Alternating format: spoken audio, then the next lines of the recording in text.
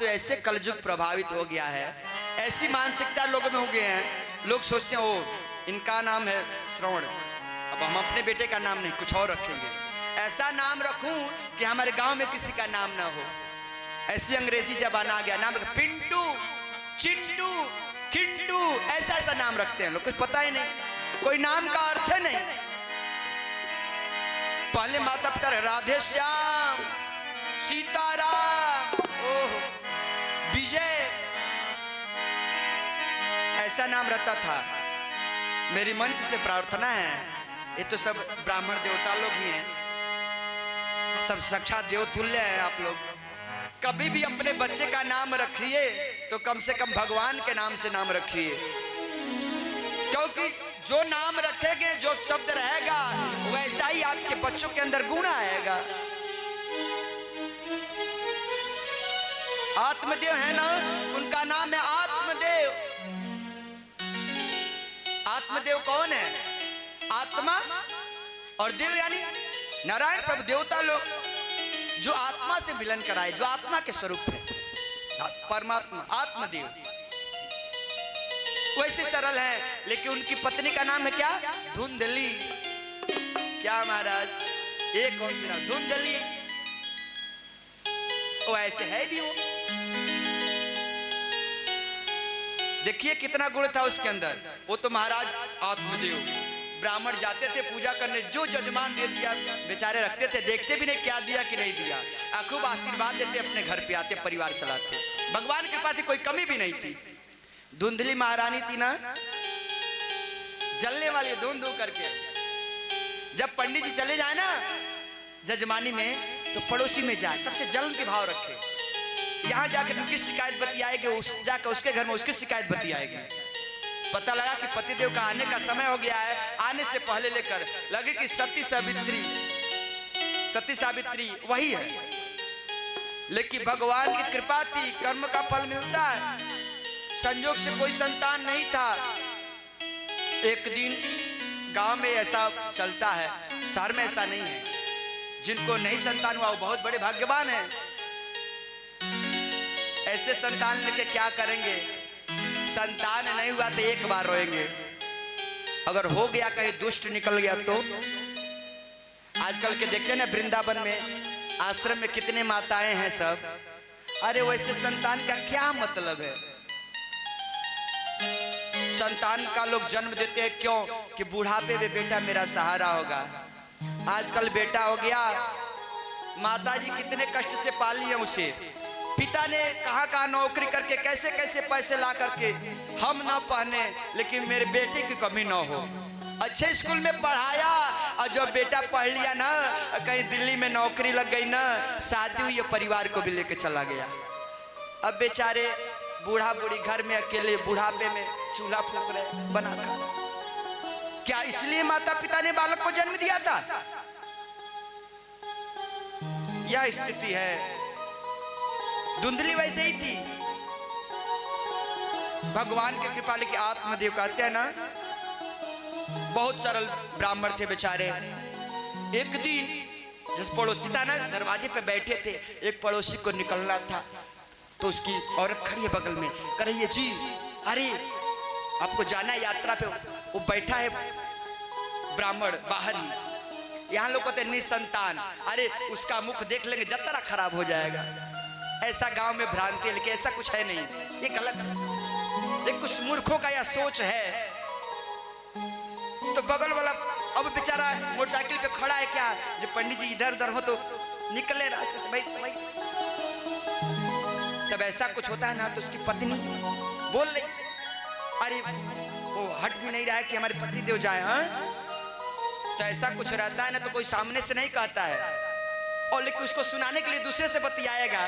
तो अपने बोल रहे थे पंडित जी, और सुने तो उनको बहुत कष्ट हुआ कि लोगों की सोच हमारे बारे में ऐसा है। बेचारे को बहुत कष्ट में हुआ, जंगल में निकल गए बेचारे आत्मदेव, और उन्होंने सोचा अब मैं घर वापस नहीं जाऊंगा। जंगल में जाके बेचारे बहुत उदास बैठे हुए हैं, मन में सोच रहे हैं हमने क्या बिगाड़ा, और लोग हमारे बारे में ऐसा सोच रहे हैं, मतलब मेरा मुख देखना पसंद नहीं करते हैं, मैं ऐसा हूं। उसी समय नारायण एक संत के रूप में पधारे जंगल के बीचों में और देखे और कहते हैं,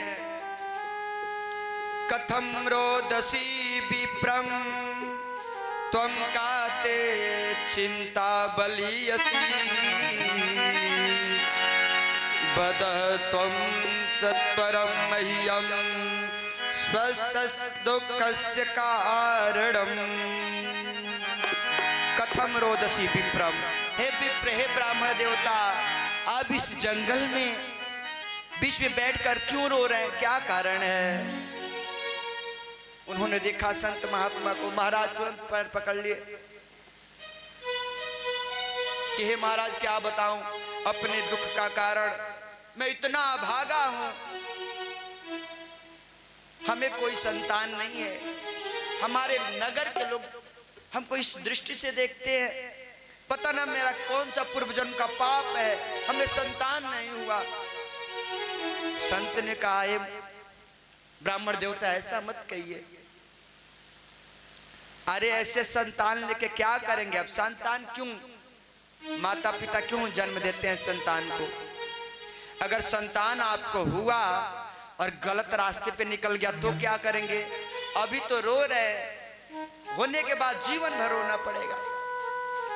उन्होंने कहा, महाराज हमने सुना है कि संत की वाणी कभी व्यर्थ नहीं जाती है, आप संत महात्मा हैं, ऐसा आशीर्वाद दीजिए, हमें एक संतान चाहिए, एक हमें बेटा चाहिए।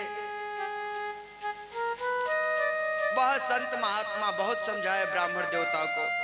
उन्होंने कहा, अरे महाराज आप लोग जहां मिलते हैं अपनी सत्संग सुनाने लगते हैं, अरे आप क्या जाने, आप तो सन्यासी संत महात्मा गृहस्थ। जिस घर में छोटे बालक ना हो, जिनके घर में रुनुक झुनुक पायल ना बाजे, वो घर क्या घर है? महाराज जो कुछ भी, हमको एक संतान चाहिए। उन्होंने बहुत समझाया। फिर वह ब्राह्मण देवता ने कहा, हे महात्मा आप संत हैं, महात्मा हैं, और आप चाहेंगे तो असंभव भी संभव हो जाएगा। आप हमें आशीर्वाद दीजिए, हमें एक संतान चाहिए, नहीं तो आपके सामने ही मैं अभी सिर पटक करके अपना प्राण दे दूंगा। अभी तो ना कहे तब महात्मा ने कहा, कोई बात नहीं। अपने झोली से उन्होंने एक फल निकाला और कहा, महाराज ये फल लेकर जाइए और अपने पत्नी को यह फल खिला दीजिएगा, निश्चित ही आपको संतान होगा। तब आत्मदेव जो ब्राह्मण थे महाराज बहुत प्रसन्नचित्त अपने घर पे आए, अपने पत्नी को कहते, देवी कहाँ हो? फल लेकर आते हैं और कहते, देखो एक संत महात्मा मिले थे, उन्होंने अब फल दिया है, कहा इसे ग्रहण करें, हमें भी संतान होगा। संतान के लिए पत्नी ने सोचा, है तुम्हारे पतिदेव भोले भाले हैं, पता नहीं किस ब्राह्मण देवता के चक्कर में पड़ गए, संत के चक्कर में, हाँ कहीं से कोई कुछ दे देता है लेके चले जाते हैं। पत्नी ने सोचा, अगर कोई संत महात्मा दिया है इसमें आशीर्वाद, और कहीं अगर मान लीजिए आशीर्वाद लग गई, हमें गर्भ रह गया, तो हमने सुना है कि जो सुखदेव जी महाराज हैं अपने माता के गर्भ में 12 साल रहे हैं, कि हमारे अंदर भी बालक 12 साल रह गया तो क्या होगा? क्योंकि सुने हैं कि जो माताएं पेट से हो जाती हैं तो दौड़ नहीं सकती हैं, न्यूर के ज्यादा काम नहीं कर सकती हैं, तेजी से चल नहीं सकती हैं, बहुत सारे नियम होते हैं, बच्चे को कष्ट होगा। लेकिन मेरी ननद तो थोड़ा दूसरी स्वभाव की है, मैं बेड पे पड़ी रहूंगी, वो आएगी, हमारे पतिदेव कुछ बोलेंगे नहीं, अपने मनमाना करेगी। कुछ लोग होते हैं ऐसा सोचते हैं, कहते हैं को ननद जी आएंगे तब हमारा खर्चा लगेगा ना, हैं? कुछ लोग तो ऐसा रखते हैं, ननद आती है बैग खाली करके और बैग भर के लेके जाती है, ऐसा। अब कहीं हम तो बैठे रहेंगे बिस्तर पे, ज्यादा इधर उधर तो कर नहीं सकते हैं। भाई जब बच्चा होने वाला रहता है तो बुलाया जाता है ना नंद को, या कोई रहता है ना साथ में देख रेख करने के लिए, तो गड़बड़ हो जाएगा। तो फिर सोचा क्या करूं, तो उसके मन में खुराफात समझ में आया, कहा ओ संत की परीक्षा भी ले लेती हूँ, और इस फल को मैं गौ माता को खिला देता हूँ। देखते हैं कैसे संत हैं, उनकी परीक्षा भी हो जाएगी।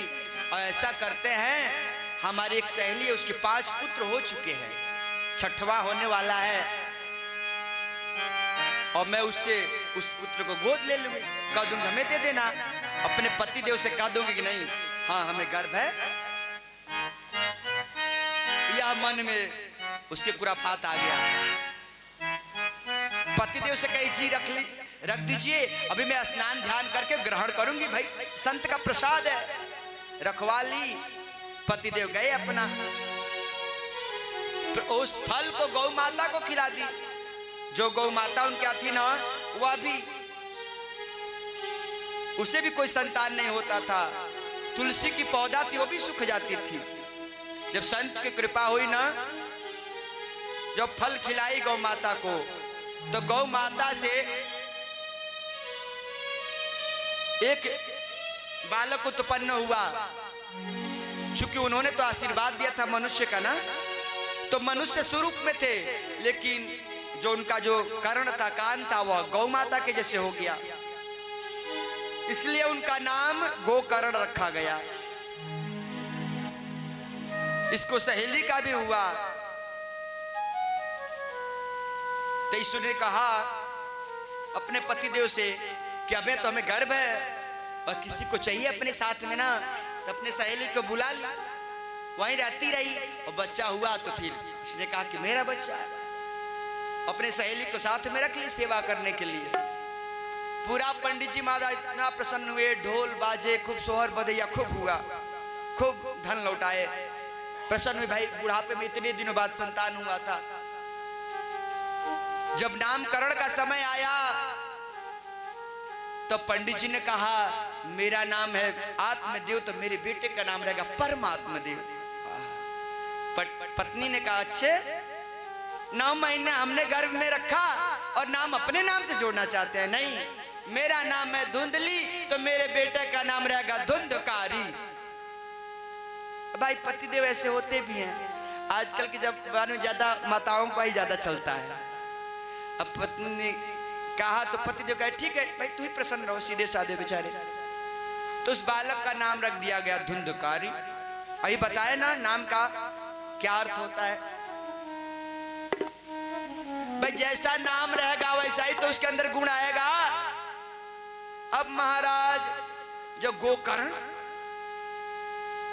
बहुत महात्मा हुए बेचारे, बहुत सीधे साधे, भगवान में ध्यान, पिताजी का सेवा करना, ये सब करते रहे। आज जो धुंधकारी था महाराज, कहते हैं ना जैसा बीज रहेगा वैसा ही फल उगेगा ना। वो हुआ ना खुराफात, लड़कों के साथ जाता, गुल्ली डंडा खेलता, मारा पिटैया करता। अगल बगल के लोग कहते थे पंडित जी आपका लड़का इनसे झगड़ा कर लिया, ये तो दिन भर गुल्ली डंडा खेलता है, स्कूल जाए स्कूल ना जाए, अब बच्चों के साथ चल जाए गुल्ली डंडा खेले। वो कर्ण जी महाराज थोड़े बड़े हुए, एक गुरुकुल में जाकर पढ़ने लगे, वो नहीं जाता।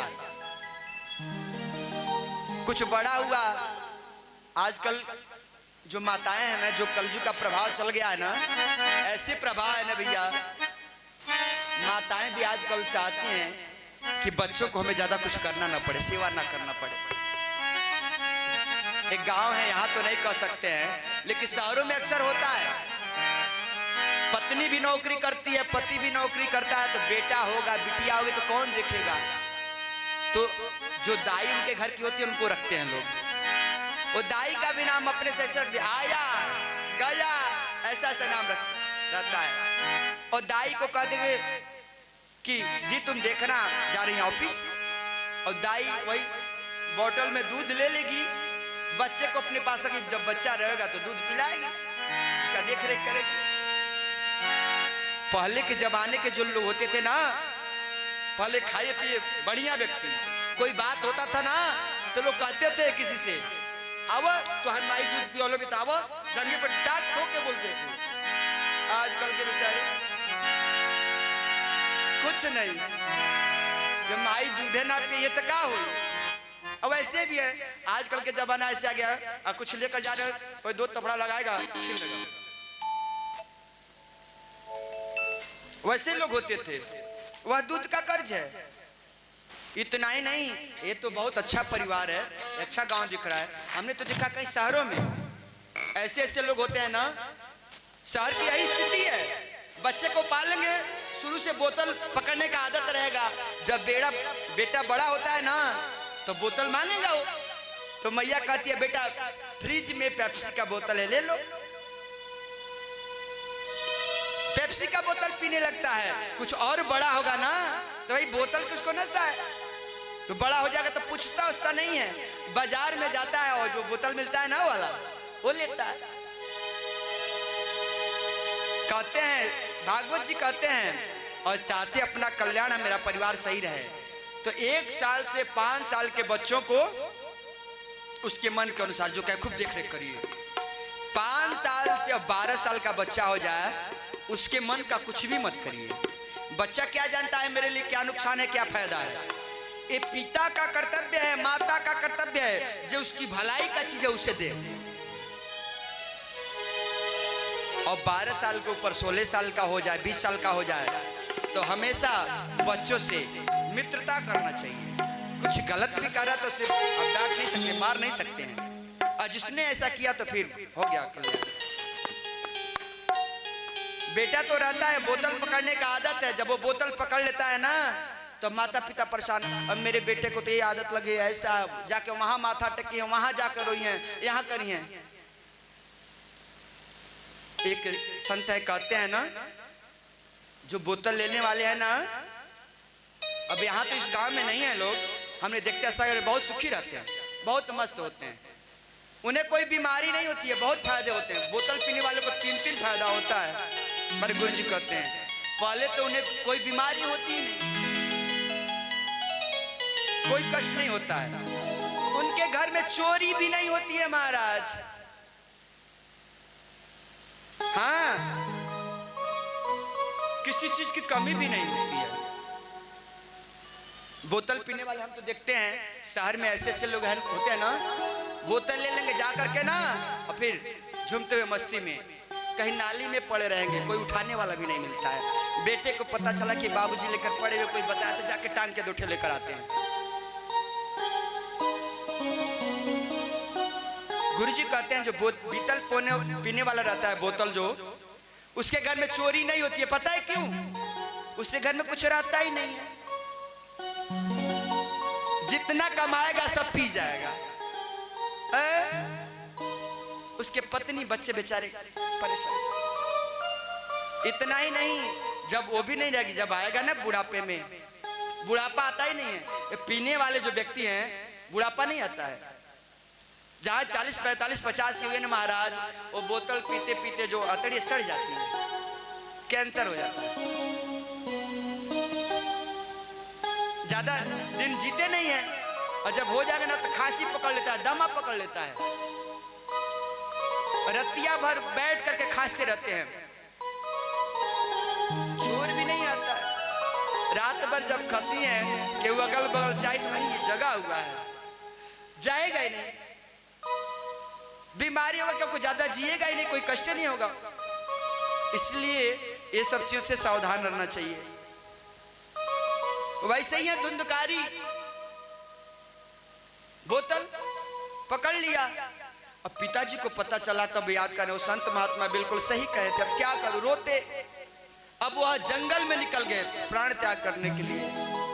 जब पिताजी चल गए तो पीने के लिए कौन देगा, कमाना तो है नहीं। माता जो रखती, पिता जब कुछ नहीं बचा, माता का गहना लेकर सब पी गया, वो भी नहीं बचा, तो माता जी क्या करें। माता जी एक दिन खुद अपना प्राण दे दी, और उसको और राज मिल गया, व्यभिचार में लग गया, गलत आचरण करने लगा, 5-5 स्त्रियों को रखता हुआ चोरी करता, चोरी करके लाता, जो उसके साथ रहेगा उसको तो धन चाहिए ना। एक दिन पकड़ा गया, फिर स्त्रियों ने सोचा ये तो पकड़ा गया, राजा को पता चलेगा तो हम लोग को फांसी हो जाएगी। भाई चोर पकड़ाएगा तो बताएगा ना चोरी किए, तो कहां ले गए धन, क्या किए, तो हम लोग भी फंसे हैं। तो उन्होंने एक दिन प्लान बनाया, एक दिन रात्रि में विश्राम कर रहा था, 5 स्त्रियों मिलकर के उसको चारपाई में उसके हाथ पैर बांध दी। आज जो अग्नि जलती है ना, पहले चूल्हे पे लोग खाना बनाते थे, भोजन, वह अंगार उसके मुख में डालकर उसको मार दी। इधर गोकर्ण महाराज गुरुकुल में पढ़ रहे हैं, पता चला कि पिताजी भी नहीं रहे, माताजी भी नहीं रही, तो उन्होंने, भाई भी नहीं रहे, तो गया जी में जाकर अपना श्राद्ध किए। उधर ने गया बैठाना सब किए। बद्रीनाथ भी गए, जहां जहां तीर्थों पे जाते सब जगह पिंडदान किए उन लोगों के नाम से। बड़ी दिन बीत गया था, एक दिन घर लौटे, कोई नहीं रहा महाराज, मकान ढहा हुआ पड़ा हुआ। गोकर्ण जी आए रात्रि में, संत महात्मा किसी को कष्ट नहीं देना चाहते, रात्रि में आए, वही टूटी चरपाई थी, उसी बैठे थोड़ा लेटे विश्राम के, कहे सुबह सबसे मिलेंगे, रात्रि को किससे मिले। उसी रात्रि में जिससे 2 बजा ना, जो धुंधकारी प्रेत था जिसको बनाया गया था, मारा गया था, वो हवा के रूप में आता, ऐसी हवा चलती, कोई आया गया, कभी भैंसे के रूप में आता, कभी हवा के रूप में आता है, अजीब अजीब डरावनी रूप में। वो तो संत महात्मा है, उन्होंने जल लिया, जैसे आया वो हवा के रूप में, हवा पे जल छोड़ा, उसमें बोलने की शक्ति आई। पूछा भाई आप कौन हो और मुझे क्यों परेशान कर रहे हो। उसने कहा हे भैया, अहम भ्राता त्वदीयस्मि धुंधकारी नामतः, मैं आपका भ्राता धुंधकारी हूं। गोकर्ण जी ने कहा अरे राम राम राम, तुम प्रेत रूप में, अरे हमको तो पता चला तुम्हारी मृत्यु हो गई, तो तुम्हारे लिए बद्रीनाथ में कहां कहां सब जगह हम गया जी में तुम्हें बैठाया, पिंडदान तुम्हारे नाम से कर दिया, अभी भी तुम प्रेत बने हो। उसने कहा भैया क्या बताऊं, हमने ऐसा कर्म किया है, अब हजारों बार गया कर देंगे तभी भी मेरी मुक्ति नहीं होगी। अब गोकर्ण महाराज परेशान, क्या करूं, भाई भाई है। सुबह निकले, सब संतों से महात्माओं से पूछ रहे महाराज हम अपने भाई के मोक्ष के लिए, मुक्ति के लिए गया जी भी बैठाया, सब जगह पिंडदान किया, फिर भी अभी वो प्रेत ही बना है, क्या करूं। सब ने सोचा देख लो, इतने बड़ा संत ये हैं और ये हम लोग से पूछ रहे हैं। तब उसी समय गोकर्ण जी महाराज जल लिए और जल को अभिमंत्रित करके सूर्य नारायण के तरफ छोड़े। वहीं पे आकाशवाणी हुई कि महाराज इस जीव के मुक्ति के लिए आप श्रीमद् भागवत सप्ताह वाचन यज्ञ करिए। उसी समय गोकर्ण महाराज ने अपने घर पे ऐसे ही श्रीमद् भागवत कथा सप्ताह यज्ञ किया। उनके घर के पास एक बांस का पेड़ था, बसमार होता है ना, उसमें एक सूखा हुआ बांस था, वही दरवाजे पे ही था। जैसे यहाँ पे ना पेड़ है, यहाँ है, वैसे ही था। जब कथा चली ना, शुरू किए तो संकल्प किए कि भ्राता तुम्हें मोक्ष के लिए मैं यहाँ पे श्रीमद् भागवत करता हूँ, आप आए और श्रवण करें। जिससे अभी हमारा आचार्य जी ने संकल्प कराया आप लोगों को ना, सभी पितरों का इसमें आह्वान हुआ। वैसे ही तो वो प्रेत था, हवा था, जब हवा आए तो उड़ के चला जाए, सुन ना पाए।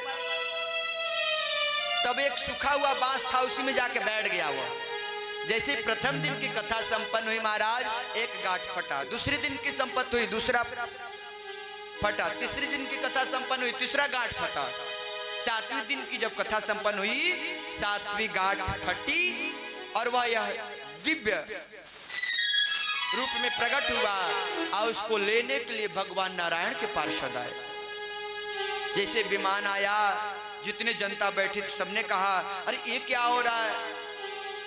गोकर्ण जी ने कहा ये तो गलत है, आप कौन हैं, कहां ले जा रहे हैं मेरे भाई को। उन्होंने कहा कि इस व्यक्ति ने श्रीमद् भागवत सप्ताह ज्ञान यज्ञ का श्रवण किया है, इसलिए भगवान के नारायण के धाम में जा रहा है। उन्होंने कहा कथा तो सबने सुना है, हम भी सुना रहे, इतने लोग सुने तो सबके लिए क्यों नहीं आया। उसी समय नारायण के पार्षदों ने कहा, हे महाराज, जितने ध्यान से धुंधकारी ने श्रीमद् भागवत श्रवण किया है उतने ध्यान से किसी ने श्रवण नहीं किया है।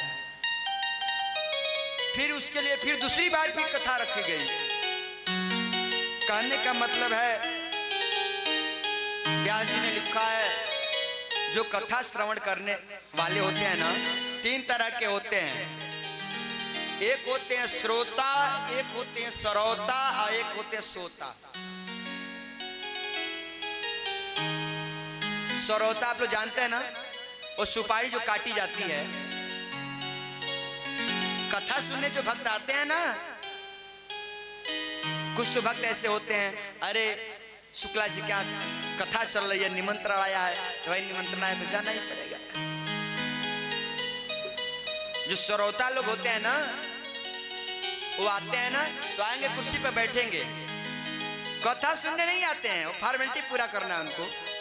भाई उन्हें निमंत्रण गया है तो आना पड़ेगा ना। आएंगे तो देखे, ओहो, अरे महाराज शुक्ला जी कैसे आप बनाए हैं, तो और बड़ा बनाए होते, ऐसे बनाए होते ये मंच। कथा से उनको मतलब नहीं रही है, कैसे बनाए हैं, क्या कर रहे हैं। अरे ये जो ब्याज है उनका थोड़ा मंच टेढ़ा है, ऐसे होना चाहिए।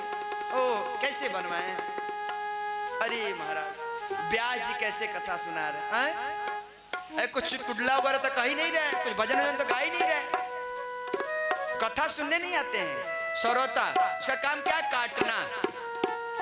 अरे शुक्ला जी को ये व्यवस्था करनी चाहिए, वहां तक पंडाल लगवाना चाहिए। कथा सुनने नहीं आए हो, आपकी कमियां गिनाएंगे। अरे आप ये नहीं कि ऐसा करना चाहिए, वैसा करना चाहिए, अरे ब्याज जी तो ऐसे हैं वैसे हैं। वो श्रोता होते हैं। एक सोता जो होते हैं आप लोग जानते ही हैं, बहुत अच्छे हैं बेचारे। पाती गया, पत्नी ने कहा जाओ जी शुक्ला जी के यहाँ कथा सुन के आओ, निमंत्रण आया है। बेचारे आएंगे, कुर्सी से एकदम किनारे टिका के बैठेंगे। दिन भर तो बेचारे ड्यूटी रहते हैं, समय तो मिलता नहीं है, और कथा में आते हैं 3 घंटा खूब आनंद से लेते हैं। कहते कथा में नींद भी बहुत अच्छी लगती है महाराज। और भाई श्रोता को तो आप जानते ही हैं महाराज, जैसे धुंधकारी श्रोता थे, इसलिए कहा गया है महाराज, कथा का श्रवण उसी को फल मिलता है, श्रोता जो होता है। खाली सुनने से नहीं, इसको सुनिए और उसको मनन करिए और उसे गुनिए।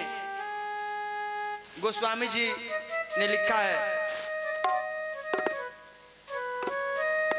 जिन हरि कथा सुनी नहीं काना, श्रवण रंग अहि भवा न समाना। राम सिया राम जय राम, बोलो बोलो राम सिया राम जय राम। जिन हरि कथा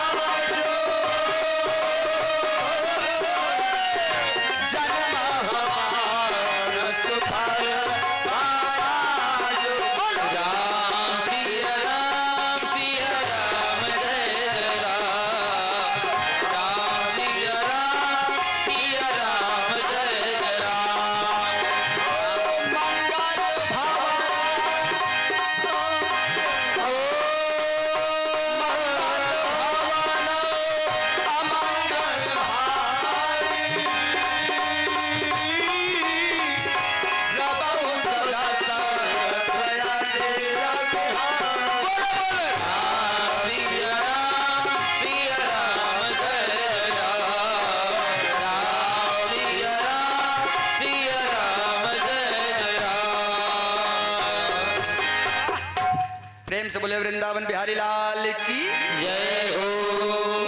तो आप लोग स्वयं अब परीक्षण कर लीजिएगा, आप किस प्रकार के श्रोता है, श्रोता है कि सोता है कि सरोता है। फल तो श्रोता को ही मिलेगा। तो इसलिए भागवत कथा को ध्यान से सुनना चाहिए। कहते हैं जिन हरि कथा, जिनकी श्रवण जो कर्ण भगवान की कथा नहीं सुनी, कहते हैं ना जो भगवान की कथा श्रवण करे, कहे अभी भागवत कथा वही तो कथा है, क्या सुनना, तो भागवत तो सुने ही है। उस पे भगवान की कृपा नहीं हो सकती, वो भगवान का भक्त नहीं हो सकता है। क्योंकि भगवान का जो भक्त है ना, भगवान का जितनी कथा सुने, जितना गुणगान सुने, उतना ही कम है, वही ललायित रहता है। और व्यास जी महाराज कहते हैं जन्मांधस्य तेन ब्रह्म हृदयादि कवयो मुह्यन्ते न यत्सुरः तेजो वारि मृदा यदा विनिमयो यत्रोति सर्गो मृषा धाम्ना स्वेन तदा निरस्तकुहुकं सत्यं परं धीमहि। कहते हैं बड़ा ही सुंदर वर्णन है, जिस परमात्मा की इच्छा मात्र से यह पूरा विश्व प्रपंच होता है, पालित होता है, लय होता है, वह पर ब्रह्म हिरण्यगर्भ नहीं बल्कि ब्रह्मा जी को जिसने स्वयं वेदार्थ का ज्ञान दिया, प्रतिपादन करके बताया, वो कैसा है। बोले स्वराट, जो अपने स्वरूप में प्रतिष्ठित रहता है। सूत जी महाराज कथा सुना रहे हैं ऋषियों को, कहते हैं वेदार्थ का ज्ञान जिसने सबसे पहले ब्रह्मा जी की प्रतिपादित किया था, वैसे नारायण उस परमात्मा की अधिष्ठान सत्ता की वजह से सत्य व्रत प्रतीत होता है। माया और माया के कार्यों में जो सर्वथा परे हैं, जो माया से परे हैं, वो मायापति भगवान को हम लोग प्रणाम करते हैं। कहते हैं ना सत्यम परम धीमहि। कहते धर्म क्या है, उस सत्य की हम वंदना करते हैं। श्रीमद् भागवत जी में किसी देवता की वंदना नहीं किया गया है। जैसे श्रीमद् देवी पुराण है ना, तो उसमें दुर्गा जी की सबसे पहले वंदना किया गया है। शिव पुराण में शिव जी की पहले वंदना की गई है।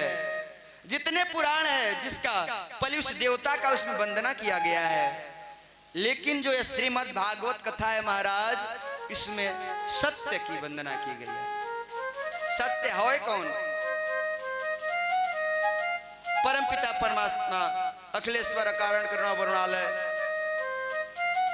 नारायण, जिन्होंने ब्रह्मा जी को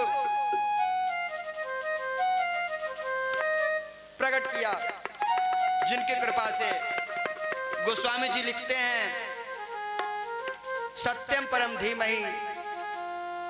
अगर आप सत्य का आचरण करते हैं, सत्य मार्ग पे चलते हैं, कहते हैं कि सत्य से बड़ा कोई धर्म नहीं है। गोस्वामी जी कहते हैं धर्म न दूसर सत्य समाना, आगम निगम पुराण बखाना।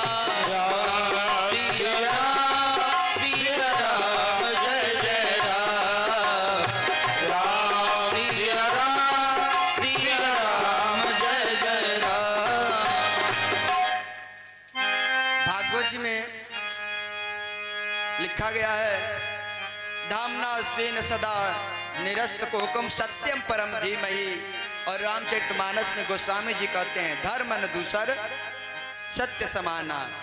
सभी शास्त्रों का एक ही लक्ष्य है। इतना ही नहीं, आप दुर्गा सप्तशती का पाठ करते हैं, कराते हैं ना, उतना नहीं, सबसे साधारण श्रीमद् ओ श्री सत्यनारायण के व्रत की जो पोथी होती है उसमें क्या लिखा है? सत्यनारायण व्रत कथा, है ना? सभी शास्त्र यही कहते हैं, सत्य पे चलो। सब यही कहता है, भगवान की भजन करो। सभी शास्त्रों का एक ही उद्देश्य है, धर्माचरण करो। श्रीमद् भागवत में भी यही है। आपने सुना ना, जो धुंधकारी था उसने अधर्म किया, वह प्रेत बना, लेकिन उसके लिए भी श्रीमद् भागवत हुई तो वह मोक्ष को प्राप्त हुआ। सभी शास्त्र यही कहते हैं। भागवत में भी यही मिला कि जो सत्य पे चला वह आगे बढ़ा, सुखी रहा। देवी जी में भी यही है। आप महिषासुर का नाम सुने हैं, वो चाहता था, कहता कि मैं ही भगवान हूं, हमारा ही पूजा करे, सब कुछ मैं ही हूं। भगवान को उसके लिए अवतार लेना पड़ा ना, माता जी को। फिर मैया ने आया, उसका कल्याण किया, उसका भी उद्धार किया। सभी शास्त्र का सिर्फ एक ही वचन है, सभी शास्त्रों का एक ही निचोड़ है। आप सत्यनारायण कथा सभी लोग सुने होंगे, आप लोग सुनते हैं ना। उसमें एक गरीब ब्राह्मण थे महाराज, वह अपना जीवन यापन करते थे भिक्षा मांग करके। एक दिन एक संत मिले, उन्होंने कहा कि आप नारायण का व्रत करो। उन्हें नारायण का व्रत किए, वो धनपुत्र से संपन्न हो गए। महाराज हम लोग तो पता ना कई बार किए होंगे, हम लोग परेशान रहते हैं। आपने सुना होगा, साधु बनिया नामक व्यक्ति था, साधु बनिया। उन्होंने मनौती मानकर पूरा नहीं किया, करोड़पति आदमी रोडपति हो गया, यही है ना?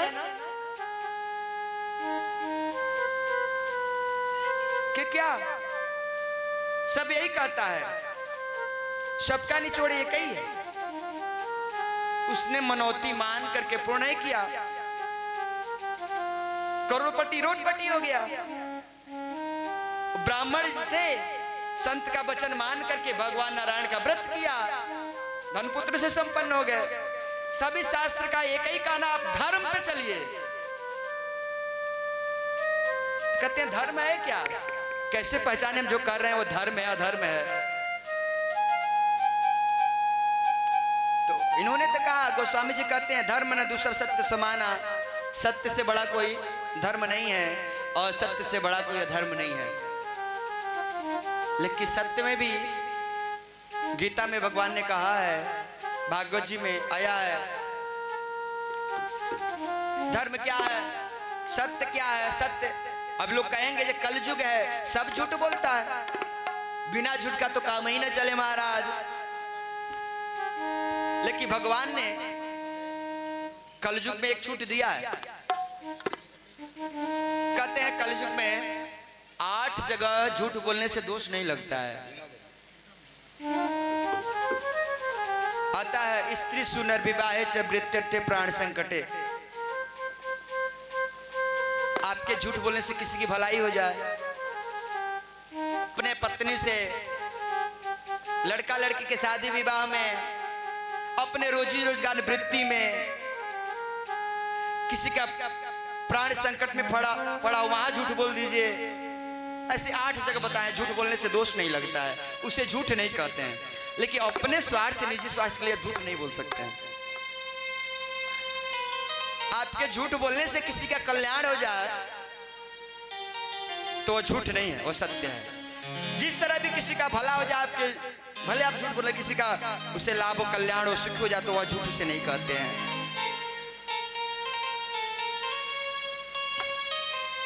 इधर सूत जी महाराज शौनकादि ऋषियों को कथा सुना रहे हैं। कहते हैं, निगम कल्प तरोरि गलितम फलम सुख मुखाद अमृत द्रव्य संयुतम पिबत भागवतम रसमालयम मुहुर्मुहो रसगाभो विभाविका।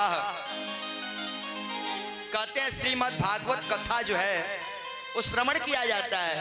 आपने तो कहा जो श्रीमद् भागवत कल्पतरु फल है। कहते हैं पिबत भागवतम रसमालयम, जो श्रीमद् भागवत कथा है ये तो सुना जाता है, तो व्यास जी को लिखना चाहिए श्रीमतम भागवतम रसमालयम। तो इन्होंने तो लिखा पीवत। ऋषि ने कहा ये तो हमारी समझ में नहीं आया महाराज जी। तब सूत जी महाराज कहते हैं उस वृक्ष का नाम मान लीजिए निगम है, कल्प वृक्ष एक है। आप सोचे एक बहुत बड़ा सुंदर वृक्ष है, उस वृक्ष का नाम कल्प वृक्ष है। वह वेद स्वरूपी सुंदर वृक्ष कल्प वृक्ष, उसका पका हुआ फल श्रीमद् भागवत है।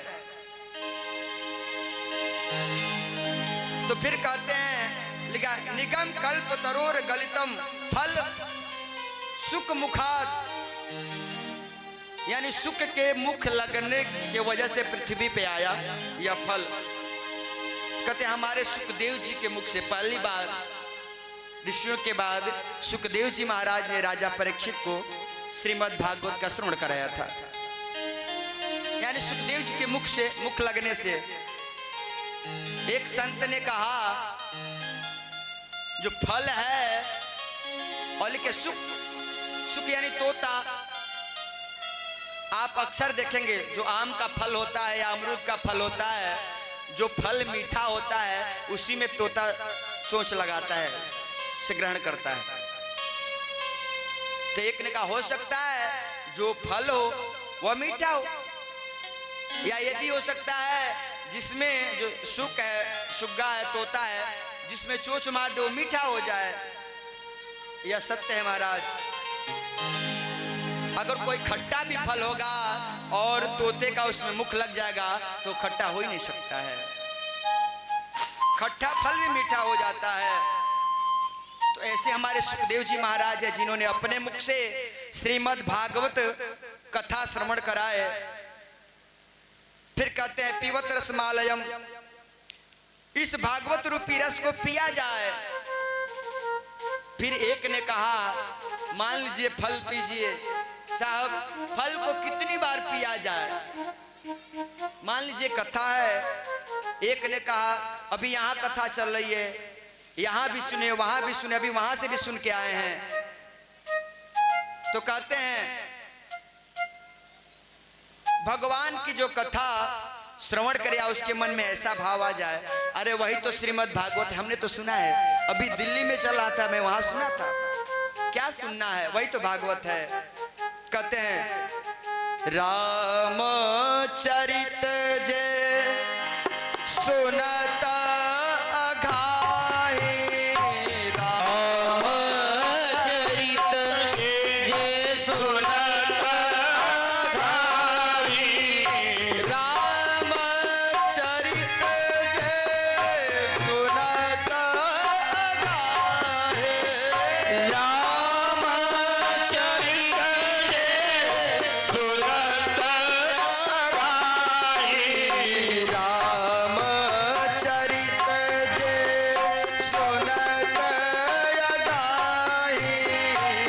रामचरित जे सुनत अघाही, रस विशेष जानते ननाई, रस विशेष जानती ननाई, जिन्हें हारी कथा सुनी नहीं काना, हरि कथा सुनी नहीं काना, श्रवणा रंग महे भवना समाना, श्रवण वनहरि भवन समान। प्रभु राम की, प्रभु कृष्ण की, नारायण की कथा भक्त जो है, भक्त है तो अघान या उससे भर नहीं सकता उसका मन। और जिसका मन कथा से भर गया, अरे हम तो कथा जानते हैं, हम तो सुने ही हैं, अभी तो यहाँ सुने थे, वह उस मर्म को नहीं जाना भगवान की। कहते हैं कथा सुना रहे हैं, सभी ऋषियों की तरफ से एक ऋषि उठे हैं और सूत जी महाराज से कहते हैं कि हमारी कुछ जिज्ञासा है। सूत जी ने कहा कहिए।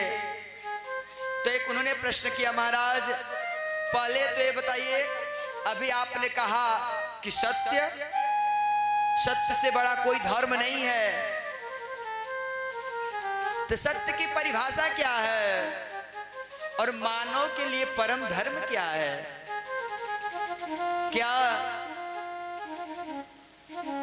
मंदिर में परिक्रमा लगाना धर्म है? प्रातः 4 बजे भोर में उठकर स्नान ध्यान करके भगवान का खूब पूजा पाठ करना धर्म है? आखिर धर्म है क्या? दूसरे प्रश्न करते हैं, क्या मंदिर में अब जब पूजा करने जाते हैं तो मंदिर में बहुत सारे देवी देवता हैं, पहले पूजा किसकी करनी चाहिए? तीसरा कहते हैं कि वेद में परमात्मा का नाम अजन्मा है। वेद कहता है कि जो नारायण है वह जन्म नहीं लेते, वो तो अजन्मा है। तो ये बताइए कि रामचरितमानस में लिखा है कि जो प्रभु राम है, श्री राम है, दशरथ पुत्र है, दशरथ नंद, कौशल्या के पुत्र कैसे हुए? फिर कहते हैं नारायण है, तो कैसे पुत्र बन के आए? जो कृष्ण है वो देवकी नंदन कैसे हुए? वसुदेव नंदन कैसे हुए? ये बताइए। फिर कहते हैं चौथा प्रश्न हमारा है कि जब भगवान, मान लीजिए भगवान जन्म नहीं लेते हैं, अवतार ही लेते हैं, तो भगवान का कितने अवतार हैं प्रामाणिक? तब सूत जी महाराज कहते हैं हरि अनंत, हरि कथा अनंता,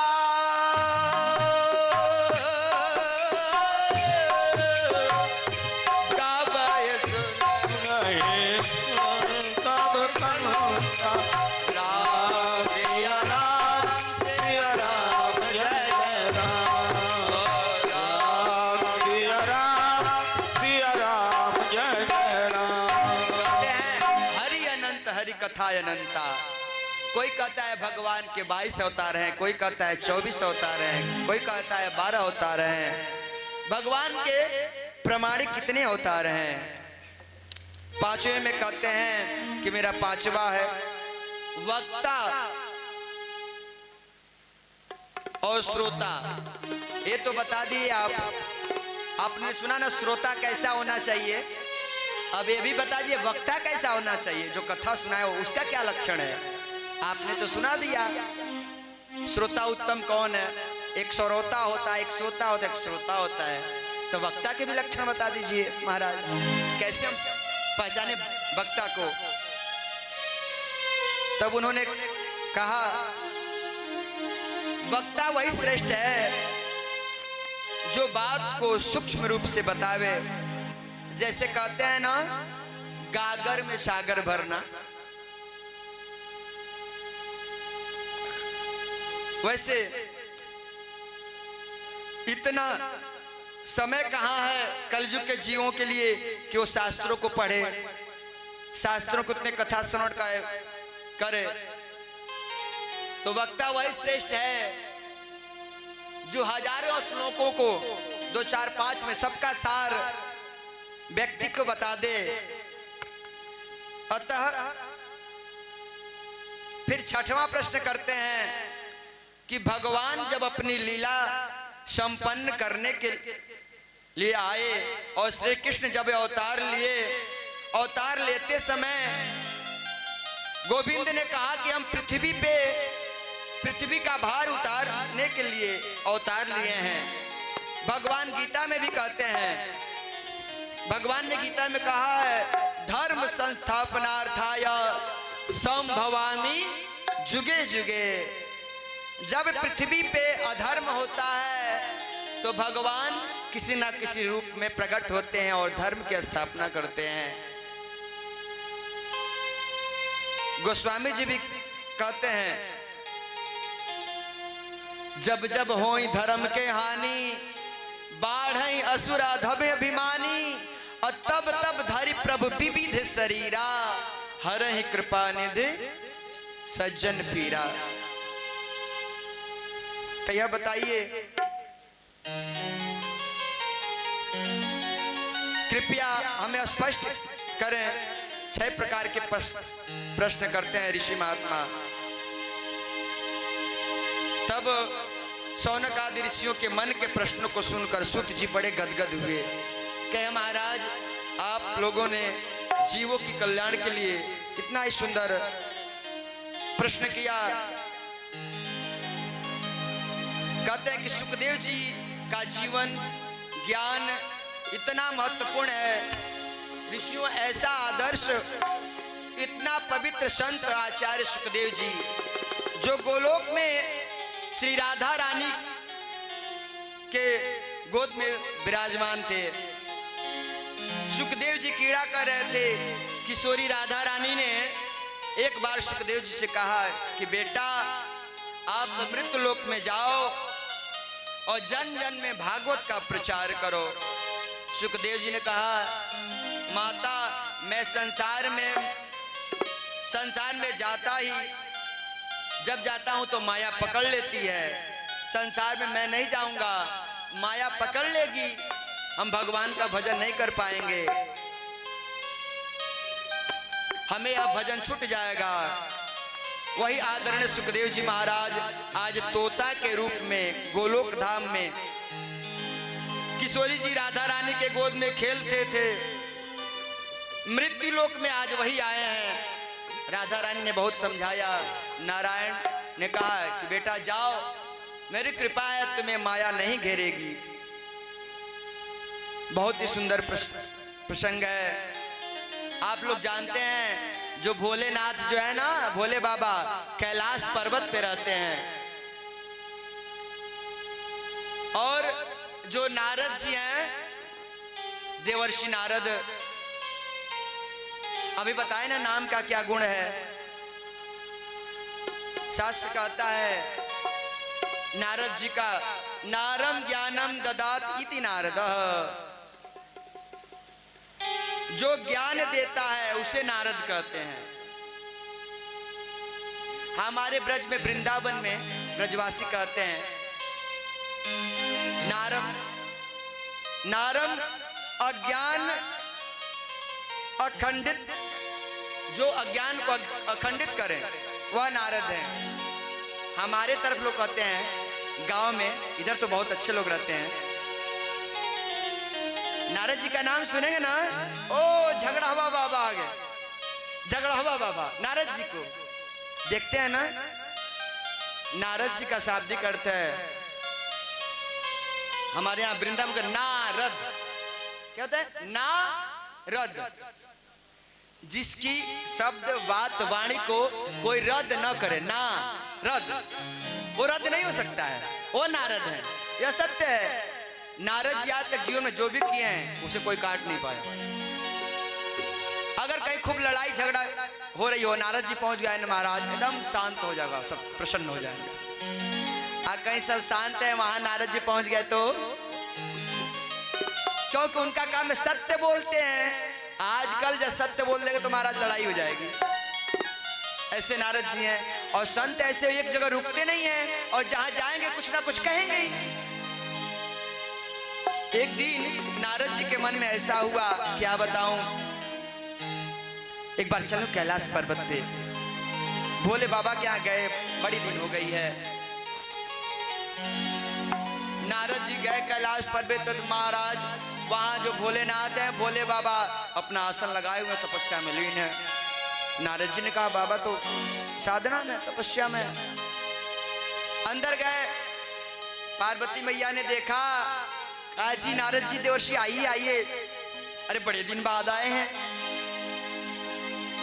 नारद जी ने कहा, मैया क्या बताऊं, कहीं जाने की इच्छा नहीं होती है। क्यों, क्या बात है? तो मैया क्या बताऊं, अब दुनिया में कहीं सत्य बचा नहीं है, सब झूठ बोलता है, सब अधर्म करता है, सब कलयुग का प्रभाव, क्या बताऊं। मैया ने कहा, अरे यहां तो कालों के काल महाकाल, अरे हमारे यहां तो कम से कम आना चाहिए हैं? अब जानते हो हमारे पतिदेव हमसे कितना प्रेम करते हैं, नारद जी ने कहा मैया क्या बताऊं, आजकल कोई सत्य नहीं बोलता है। पत्नी पति से झूठ बोलती है, पति पत्नी से झूठ बोलता है, बेटा बाप से झूठ बोलता है। अब मैं वहां नहीं जाना चाहता हूं। सब जगह कलयुग का प्रभाव शुरू हो गया। कहे ना कलिना धर्म मित्रेण, कलयुग ऐसा प्रभावित हो गया, घर घर में सत्य में कलयुग है, कलयुग का पहचान है। और आपका बेटा आपका कहना नहीं सुन रहा है तो समझ लीजिए कलयुग आ गया, वही कली है। आपकी पत्नी आपकी नहीं सुन रही है, समझे कलयुग आ गया, वही कली है। आपने सुनेंगे कथा में दिया है, कली का वास कहाँ कहाँ रहता है? जहाँ धर्म हो, झूठ बोला जाए, जुआ खेला जाए, दारू पिया जाए, जहाँ किसी का अपमान हो, जहाँ माता पिता का सम्मान न हो। नारद जी ने कहा महाराज आजकल घर घर में यही हो गया, इसलिए कहीं जाने की इच्छा नहीं है मैया। पार्वती जी ने कहा अरे हमारे यहाँ तो कब से कब आना चाहिए, हमारे यहाँ तो ऐसी कोई बात है। तो मैया कहीं नहीं छूटा, तो ऐसे कैसे? आप जानते हैं हमारे यहाँ कितना प्रेम है। नारद जी ने कहा अच्छे, आपसे बाबा बहुत प्रेम करते हैं, बाबा झूठ नहीं बोलते हैं। अब उनको तो झगड़ा लगाना था, बाबा तो सत्य में झूठ नहीं बोलते हैं। तब नारद जी ने कहा मैया, तब तो मैया ने कहा जी हमसे बाबा इतना प्रेम करते हैं ना, कोई पति इतना प्रेम नहीं करेगा, इतना तक कि जो गुरु मंत्र होता है ना किसी को बताया नहीं जाता है। कहते गोपनीयम गोपनीयम गोपनीयम प्रयत्नते, गुप्त से गुप्त चीज हमको बता देते हैं। गुरु मंत्र जाप करते हैं, किस देवता का दर्शन हुआ, क्या हुआ, उनके गुरु क्या क्या सब बताते हैं। तब नारद जी ने कहा मैया तब तो ये भी बताए होंगे जो गले में पहने रहते हैं मुंडों का माला वो किसका है? मैया ने कहा नारद जी तो बात तो आप सही कह रहे हैं, वो तो प्रेम तो बहुत कहते हैं, लेकिन आज तक उन्होंने ये अब नहीं बताया कि किसका माला पहने है। तब नारद जी ने कहा तब आपसे खाक प्रेम करते हैं? मैया ने कहा आज बताती हूं उनको। वो कहते हैं मैं तुमसे बहुत प्रेम करता हूं, अब आती हूं, आज आते हैं तो उनको बताती हूं। अब मैया भाई पावर इतने ही में हैं, अब क्या करे? अब उधर पानी कौन पूछे महाराज, अब नारद जी नारायण नारायण करते चल दिए। जब आए तो इधर बाबा का ध्यान टूटा, तो बाबा से नारद जी ने कहा बाबा प्रणाम, वो मैया आपकी इंतजार कर रही है। अब बोले बाबा समझ गए कि नारद जहां जाता है वहां कुछ ना कुछ करके आता है। अब बाबा तो समझ गए। अब मैया को गुस्से में लाल पीला, आज बताती हूं। वो कहते हैं कि इतना प्रेम करता हूं, इतना प्रेम करता हूं। अब इधर भोलेनाथ आए। पहले के जमाने में लोग घर बनाते थे ना, तो एक अलग से रूम बनाते थे जिसका नाम था कोप भवन। पहले की माताएं इतनी संस्कारिक होती थी, कोई कष्ट है तो माँ उसमें जाके बैठ जाए, मैली दुमैली कपड़ा पहन के, तो पतिदेव समझ जाते थे हमारी पत्नी को कोई कष्ट है। आजकल के जमाने महाराज ये सब जरूरत नहीं पड़ती है। हाँ।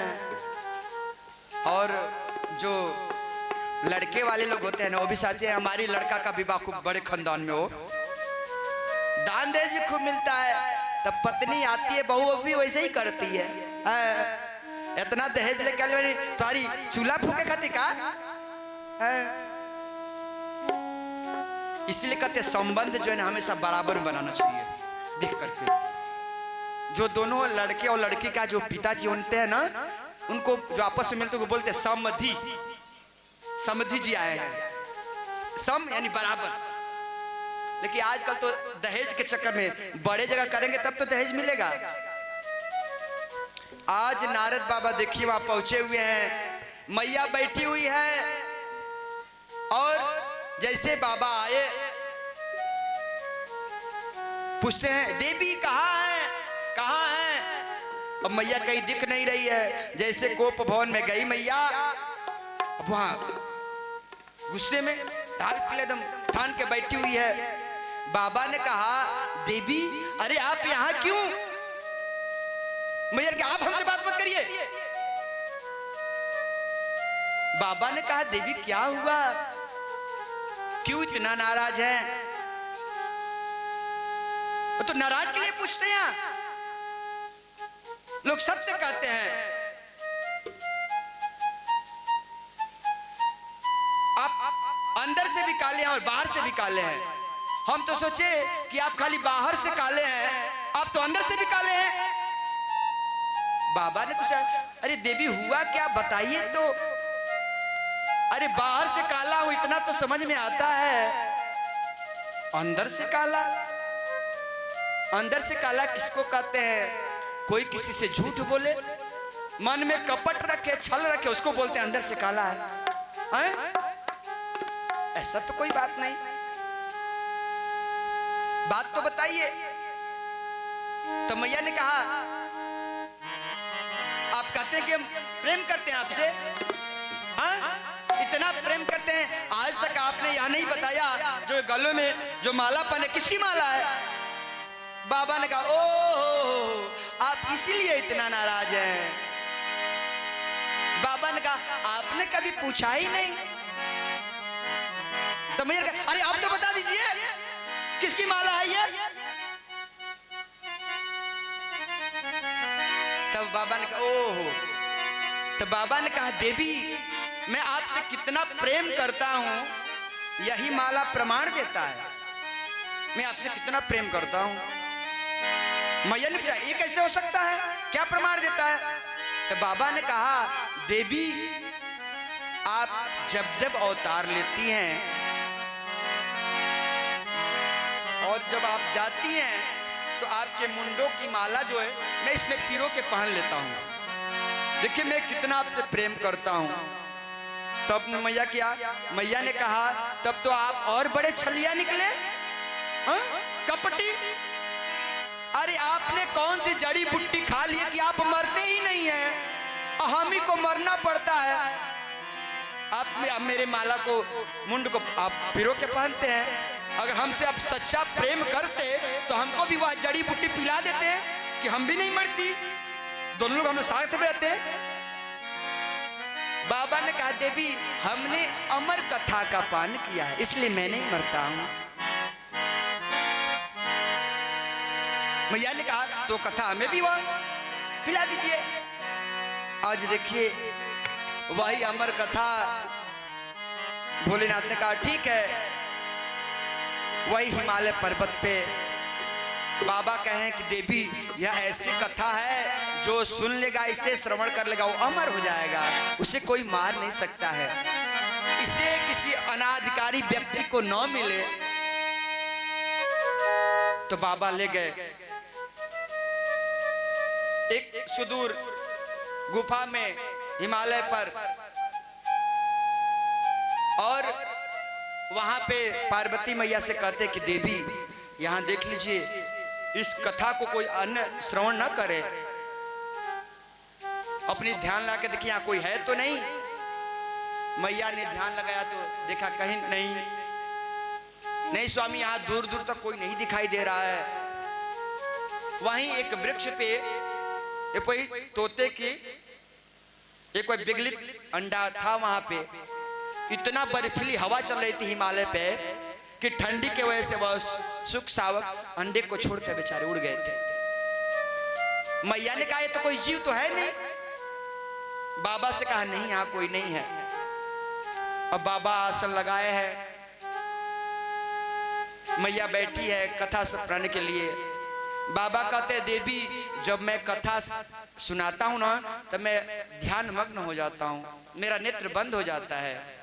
हमको कैसे पता चलेगा कि आप कथा सुन रही हैं? ऐसा है आप हाँ जी करते रहिएगा, ओंकारी भरिएगा।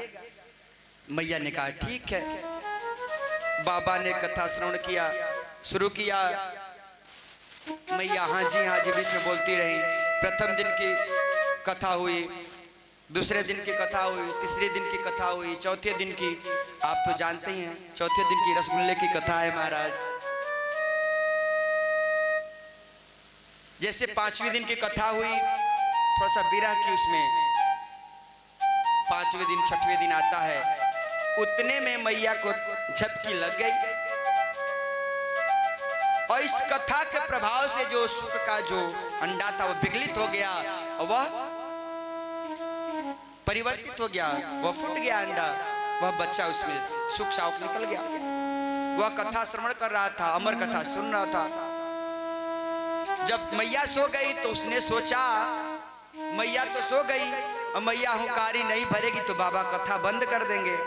इसने पार्वती मैया के रूप में वह जब मैया नहीं हुंकारी भरी तो हाँ जी करना शुरू कर दिया। जैसे ही 6वें दिन की कथा संपन्न हुई, 7वें दिन की कथा संपन्न हुई, जैसे कथा संपन्न हुई 7वें दिन की, बाबा ने कहा प्रेम से बोले वृंदावन बिहारी लाल की जय हो। तब तक मैया ने कहा ओह पतिदेव कथा संपन्न हो गई क्या? बाबा ने कहा आपने कथा श्रवण नहीं किया। मैया ने कहा जी स्वामी थोड़ी सी आंख लग गई थी। बाबा ने कहा आपने कथा सुना नहीं, आंख लग गई थी, तो इस कथा को किसने सुना? हुंकारी कौन भर रहा था? बाबा ने देखा, जैसे ध्यान लगाया तो देखे सुख तोता वृक्ष पे अपने त्रिशूल छोड़े उसको मारने के लिए। बाबा तो जानते हैं ओघड़दानी है, एक गिलास जल चढ़ा दीजिए तभी प्रसन्न हो जाते हैं, 2 चिनिया बादाम चढ़ा दिए फिर भी प्रसन्न। इतना नहीं, उनके मंदिर से कुरुश चुरा के लेकर भाग जाइए तभी प्रसन्न होते हैं। वह नहीं देखते हैं मेरा भक्त कैसा है, आप जो कहेंगे वो देंगे। बहुत भोले हैं, इतने भोले वाले हैं। त्रिशूल को तुरंत आज्ञा दिए मारने के लिए। त्रिशूल चला, वहीं पे व्यास जी की कुटिया थी, और जो व्यास जी की पत्नी थी बिट्टिका देवी, वह बैठी हुई थी, जमाए ले रही थी। तब तक उनके मुख में जाकर के प्रवेश कर गया। कहीं जगह समझ में नहीं आया तो पीछे पीछे त्रिशूल गया, और वहां जाकर के वहां से लौट के चला आया।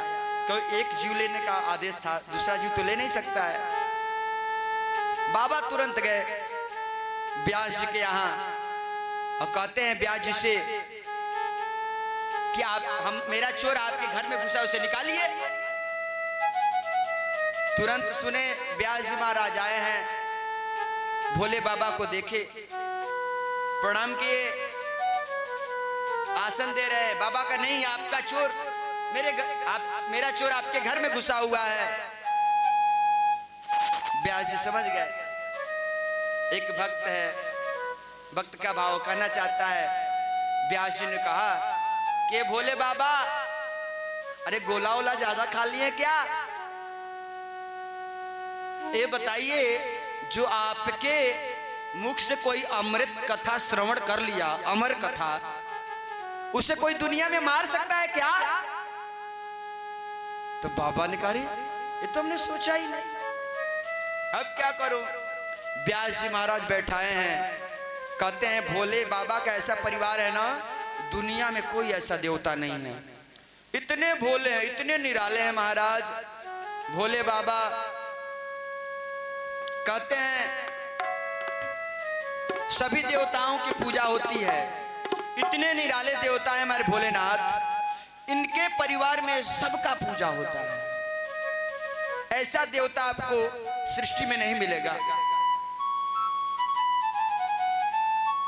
राम जी की पूजा होती है लेकिन उनके पिताजी की पूजा नहीं होती है ना, माता जी का नहीं होता है ना, लेकिन गणेश जी का पूजा होता है, उनके पिताजी भोले बाबा का पूजा होता है, उनकी माँ पार्वती जी गौरी जी का पूजा होता है, कृष्ण भगवान का भी पूजा होता है, लेकिन उनके माता पिता का पूजा नहीं होता है। इतना ही नहीं, वो लोग जिस पे चलते हैं ना, जो नंदी बाबा है ना, उनका भी पूजा होता है।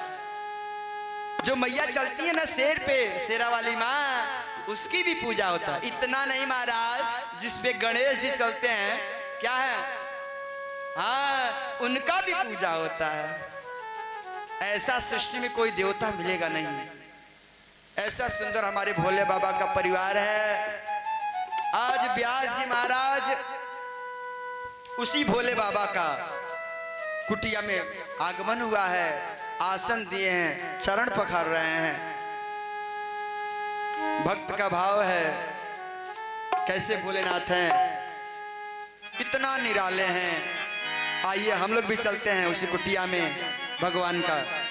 कहते हैं भोलेनाथ से निराला, डमरूनाथ से निराला कोई और नहीं। भोलेनाथ से निराला कोई और नहीं। भोलेनाथ से निराला कोई और नहीं। हाँ, भोलेनाथ से निराला कोई और नहीं। अरे उनका डमरू डम डम बा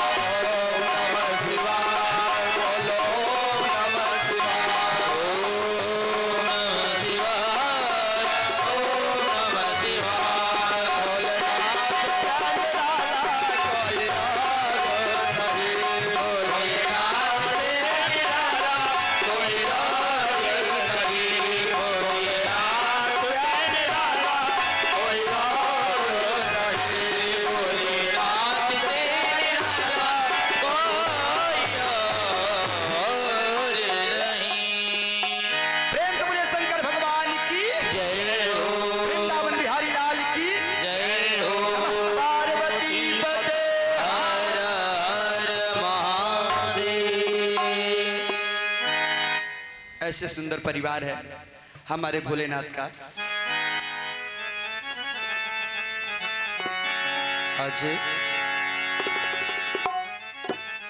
आज कथा इतनी, कल समय से हम लोग अपने ठीक समय से कल कोशिश करेंगे सभी